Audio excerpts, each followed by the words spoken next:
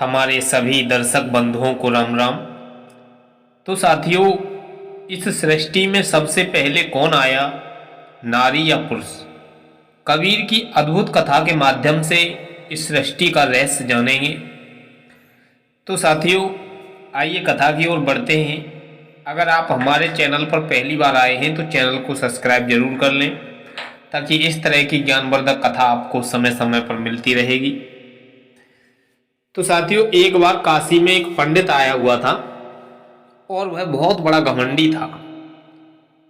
उसे अपने ज्ञान पर बहुत बड़ा अभिमान था और वह कहने लगा कि कबीर, तू तो बड़े ज्ञान की बातें करता है। जरा ये बता कि जब संसार बना था तो सबसे पहले कौन आया, नारी या पुरुष? कबीर बेचारे वही साधारण से वस्त्र फटे पुराने पहने हुए थे और पंडित जी अपने ठाठ बाट से बने हुए थे। तो कबीर शांत स्वभाव से पहले मुस्कुराए और फिर धीरे से बोले कि अरे पंडित, जो तूने मुझे सवाल पूछा है ना, पहले तू ये बता कि तू किसे नारी या पुरुष मानता है? तो पंडित बोला कि नारी वो जो जननी है, जो जन्म देती है, और पुरुष वो है जो उत्पन्न करता है। तो अब बताओ कबीर, पहले कौन बना? तो कबीर का पहला उत्तर आया आत्मा की दृष्टि से।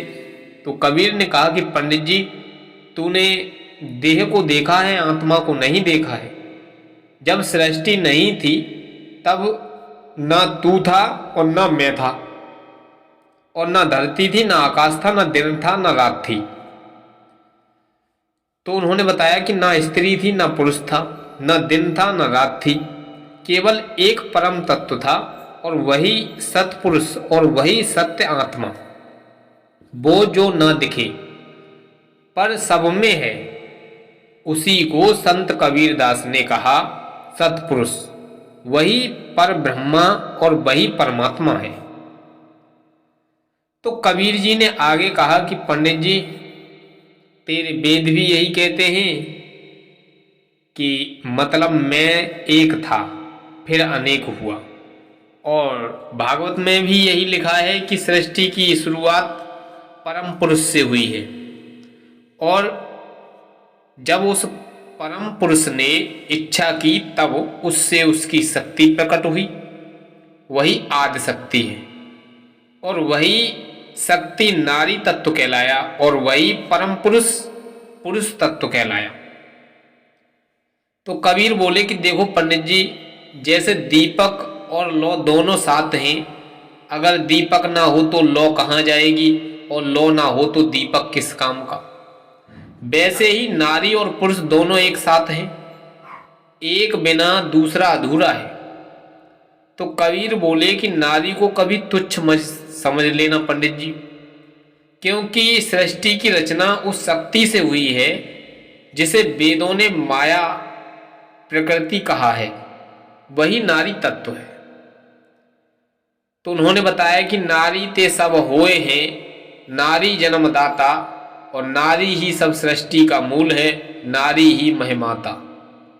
कबीर कह रहे थे कि नारी केवल देह नहीं है, वह सृजन शक्ति है जो परम चेतना से जुड़ी हुई है। तो पंडित बोला कि कबीर, तो क्या नारी पहले आई? तो कबीर मुस्कुराए। उन्होंने कहा नहीं नहीं पंडित जी, पहले कोई नहीं आया, दोनों एक साथ आए, क्योंकि शक्ति और चेतना एक दूसरे से अलग नहीं है। जैसे नदी और उसका जल, जैसे चांद और उसकी रोशनी, वैसे ही पुरुष और नारी। तो कबीर बोले कि देख पंडित, तू तो यह भी जानता है कि बिना बीज के पेड़ नहीं उगता है, पर बिना धरती के बीज भी नहीं उग सकता। तो पहले कौन, धरती या बीज? दोनों की जरूरत है ना। तो वही बात है यहां भी कि नारी और पुरुष दोनों मिलकर के ही सृष्टि रचते हैं। कबीर बोले कि अब जरा भीतर झांको, आत्मा को देखो। आत्मा तो ना स्त्री है ना पुरुष है, तो वो निराकार निर्मल ज्योति है। जब आत्मा देह लेती है तब रूप बनता है कभी नारी का और कभी पुरुष का। पर आत्मा तो सदा एक सी है। जो इस आत्मा को जान लेता है उसके लिए ना कोई पहले ना कोई बाद में। तो यह सुनकर के पंडित जी के नेत्र भर आए और वह बोला कि महाराज मुझे क्षमा करने की कृपा करें, मैंने आपसे अपशब्द बोले। तो आगे उन्होंने बताया कि आज मेरे वेदों की असली बात आपने मुझे बता दी। अब मैं समझ में आया है मेरे कि सृष्टि की जड़ किसी एक में नहीं है बल्कि दोनों में एक साथ है, और मूल है वही परम सत्य है, वही राम तत्व है। तो कबीर ने हंसते हुए कहा, पंडित तेरा ज्ञान अब सच्चा हुआ, क्योंकि तूने शब्दों से नहीं भाव से देखा था। तो नारी पुरुष के भेद में आप मत फंसो, यह सब देह का खेल होता है, आत्मा का नहीं। आत्मा का ना कोई लिंग है ना कोई नाम है, आत्मा एक ही है जो सब में समाई हुई है। कबीर कहे सुनो भई साधो, नारी पुरुष न कोई, जाको खोजत फिरत जगत, वह तत्व सब में सोई। तो अब साथियों ये कथा सिर्फ सृष्टि की नहीं है, हमारे जीवन की भी सीख है।